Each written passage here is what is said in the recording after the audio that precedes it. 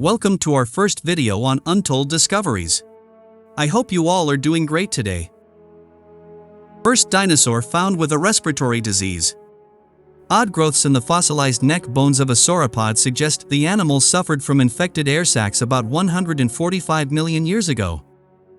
But before we continue, please hit the like button, subscribe our channel with the bell icon and share it with your circle. 145 million years ago, one particular sauropod dinosaur must have been downright miserable. Mucus dripping from its nostrils, the Jurassic herbivore suffered a fever and coughs that shook its long, muscular neck. The ailment may have even been deadly. The disease so severely affected the dinosaur's health that it left visible evidence in its fossilized bones. These strange remains are now the first evidence of a respiratory infection in a dinosaur, paleontologists propose. What was ailing the poor sauropod, nicknamed Dolly, wasn't immediately clear to scientists studying the animal's remains. In 2018, paleontologist Kerry Woodruff of the Great Plains Dinosaur Museum in Montana was investigating this Diplodocus-like herbivore when he noticed something strange. In the hollows of the dinosaur's neck bones were outgrowths that looked almost like broccoli. Woodruff says, "I've looked at a lot of sauropod vertebrae, and I've seen some weird things, but never anything like these structures."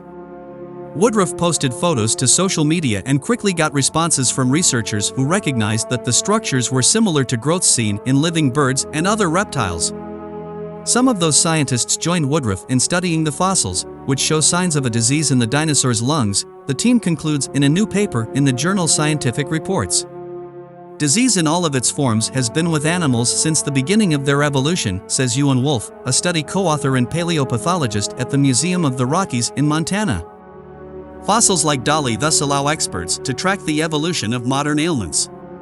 Specimens such as this can help shed light on what sorts of diseases were affecting dinosaurs millions of years ago, says University of Wisconsin Oshkosh paleontologist Joseph Peterson, who was not part of the study team. Dinosaur diagnosis.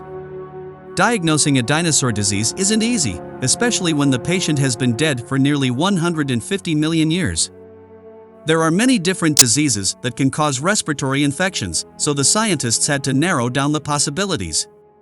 Tools like X-rays, CT scans, and thin sections of bone can reveal the fossil's microstructure and add critical information.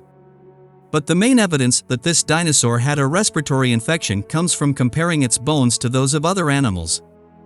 Birds are living dinosaurs, and crocodiles are the closest living relatives to dinosaurs as a group, Wolf notes, so diseases or immune responses shared between them were probably relevant to non-avian dinosaurs like Dolly, too.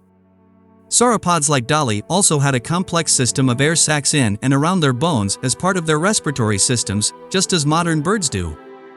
Based upon their study of Dolly and other organisms, Woodruff, Wolf, and colleagues propose that the most likely culprit is a pneumonia-like ailment known as ursaculitis. Rather than being a specific virus or pathogen, ursaculitis describes the inflammation or infection of the air sacs, which might be caused by bacteria, fungi, or viruses. Modern chickens, for example, can get ursaculitis from E. coli when kept in unsanitary conditions.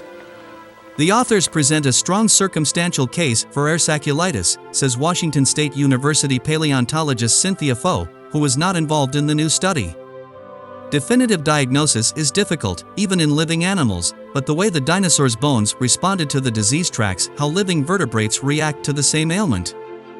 Foe says, "We can apply what we know about extant bone response to disease to prehistoric animals and make logical conclusions."